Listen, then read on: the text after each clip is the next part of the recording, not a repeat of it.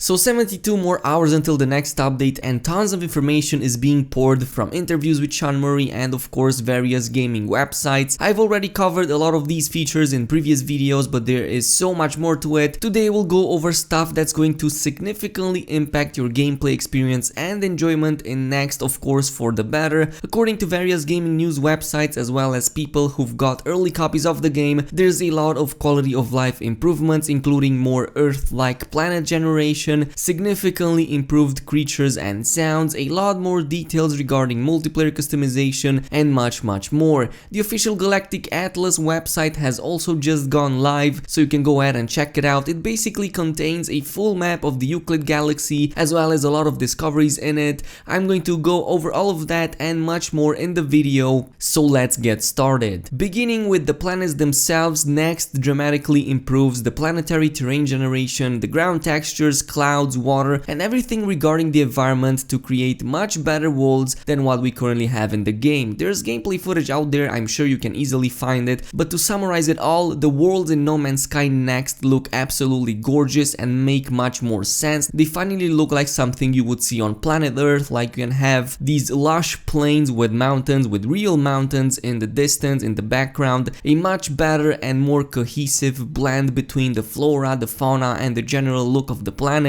While I'm sure there are still going to be crazy planets out there, it genuinely feels like these worlds are no longer a random mass of terrain formation and textures. The weather effects have also been significantly improved, especially the sandstorms from what I could gather, and it seems that these are more severe and have better graphics to them. Planetary rotation is still not confirmed yet, but there is still this day and night cycle that we have always had in the game. Nobody has checked yet what the planetary rings are made out of or if they are just textures, so unless somebody actively does that right now and posts proof of anything, unfortunately we'll have to wait for the 24th until we can see for ourselves how those rings look like up close. Of course, I'm sure that many of you have noticed the more subdued colors in the trailers and the vastly improved light and shadow effects. It seems that unlike Atlas Rises, which is very vivid and bright in colors, Next will try to go for a more realistic approach, but we will definitely be able to change the filter, much how like we can do right now, in case you for example want to opt in for a more vintage type of look. As previously mentioned, Fauna has been significantly improved and upgraded with not just sounds like I've initially speculated, but with much better animations, AI, and even model generation. Creatures in the Next truly feel alien this time around, they truly feel alive, and now they blend much better with the environment they're spawned in. An example of this would be from somebody who posted a video of a green lush planet.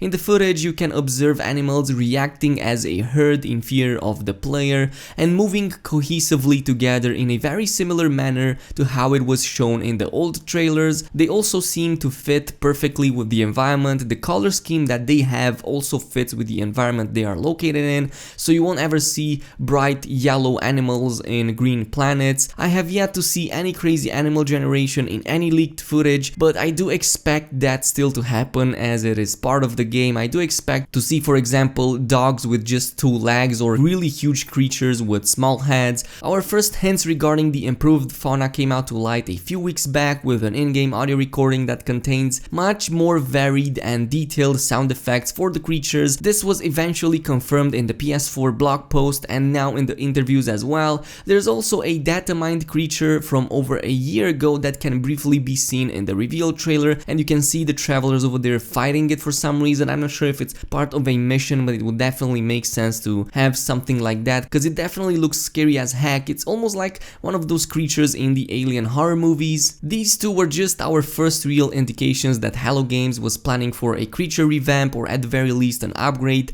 and that has happened for quite some time it seems. So now it's finally a much better experience to, you know, just walk with the animals, interact with them somehow. I'm not sure about the full extent of the interaction though, as this wasn't really shown in any of the leaked footage out there, but I'm pretty sure it's still going to be rather basic. You're still going to have docile animals, animals of prey which will attack you on sight or react to you if you attack them, but also there might not be a pet system being added in Next. Nothing on that regard was being talked about, so I'm not sure if it's going to be more advanced compared to what we currently have in the game, so don't really expect anything too crazy, but at the very least expect the fauna to make much more sense, to look better, to feel better, and of course to have better animations to them. We've also talked about player customization in previous videos, and now we have much more information of that. There's also video footage of somebody going on a space station to a certain terminal which lets you choose any race, which gives you a huge amount of customization options. You can pick any race out there, including travelers, so not just Viking, Yak and Korvax. You can pick the default astronaut suit. You can of course customize each part of those, so the head, the body parts, the colors, all of the options that the game offers, all of the parts in the procedural generation can be manually set in that interface, and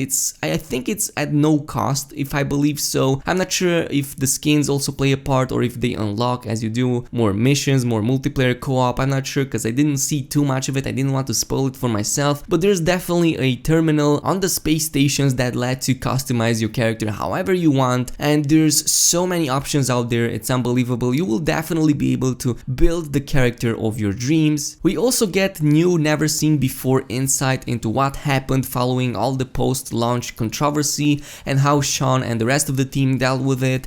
After yesterday's Waking Time Grand Finale, an apology message was delivered at the end of it, and the community has received it with a lot of support and love for Hello Games, and it definitely shows because they have put so much work in the game. Of course, the community will always back them up. He also went on to why some features that were shown in old trailers didn't make it into the final game, and it basically boils down to them being way too small and not having enough time to put everything they wanted into the game. He also stated that even if he had released this game as an alpha, it wouldn't have turned out the way it is right now. Many of the big features that indeed make it into the game, such as player bases, exocrafts and whatnot, they indeed had it on their mind. Hello Games did want to add this from the very beginning, but a lot of the features and the multiplayer itself was something that the community wanted, player models as well, so the game would have turned out vastly different if they explored the idea of an early access game or an alpha game, much like how others do it. And he even talked about the numbers and the gameplay hours that are still put by people into the game, and all of it was blown way out of proportions. So for example, he talks about the refunds and the fact that they weren't even as many as the gaming websites were making out to be, like they were way less than other games which were much bigger. Of course, he also talks about the average playtime, which is much longer than typical games, even AAA games, and they always been over there on the top with the amount of hours that players put into this game. Of course, the numbers did drop to like 20 or 30% of what it was initially, but that is actually normal. All in all the controversy and all the stats that were shown by a lot of gaming websites were way blown out of proportion, and there's still a lot of people playing. I mean, even the Steam charts from like a month ago that were leaked showed that on Steam alone there are over 1.5 million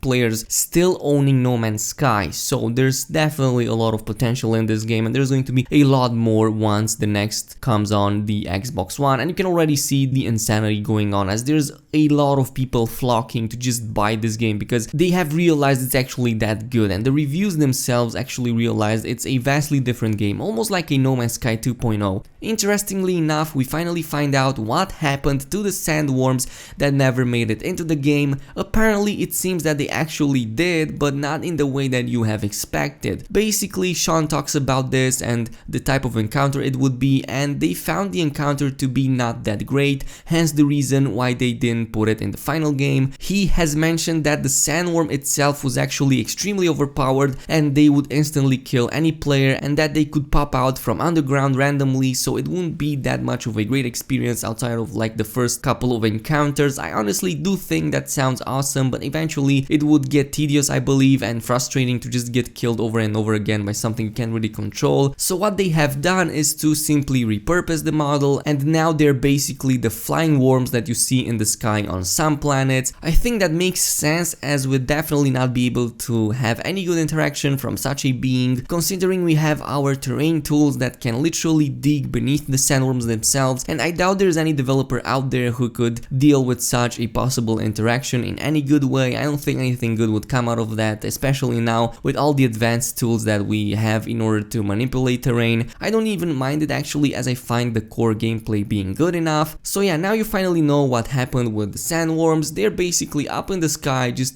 flying over there and not doing much. The Galactic Atlas website has also officially launched, and I will post a link in the description box. It's going to be the main way for us to share locations, player hubs, possibly even guides, and of course there's going to be weekly updates and events from Hello Games. It's extremely well made and it contains a full overview of the entire Galactic map. So far it only seems to be available for Euclid, which is unfortunate for players in other galaxies. Hopefully next also gives us a way to do intergalactic travel, or at the very least the website containing maps of other galaxies as well. The website shows locations broken down into regions, which contains planets, which contains player locations. There are more hubs shown over there. You can zoom in the map and there's so much in it, including the Galactic hub, which is of course the biggest region of them all since it's the first ever created. It makes sense though. And on the right corner of the screen you can input your coordinates to find your location in the Galactic map, which is a godsend as you'll now be able to navigate with much more ease. But this is pretty much all the time we have for today. There's of course a lot more in these interviews, a lot more details than anyone could possibly cover in a single video, but unfortunately this is all the time we have for today. Before putting an end to this video, make sure to also add me on Twitter if you want to ask me anything about whatever topic you want to, and I'll be able to put that into my 10k subscriber special. There are already a few questions being asked there as well as on this channel, so yeah, there's a little bit more time left for you. You can go in and ask me anything you want to and I will try to answer it. In the meantime, don't forget to drop a thumbs up on the video if you liked it, also subscribe to the channel if you didn't already,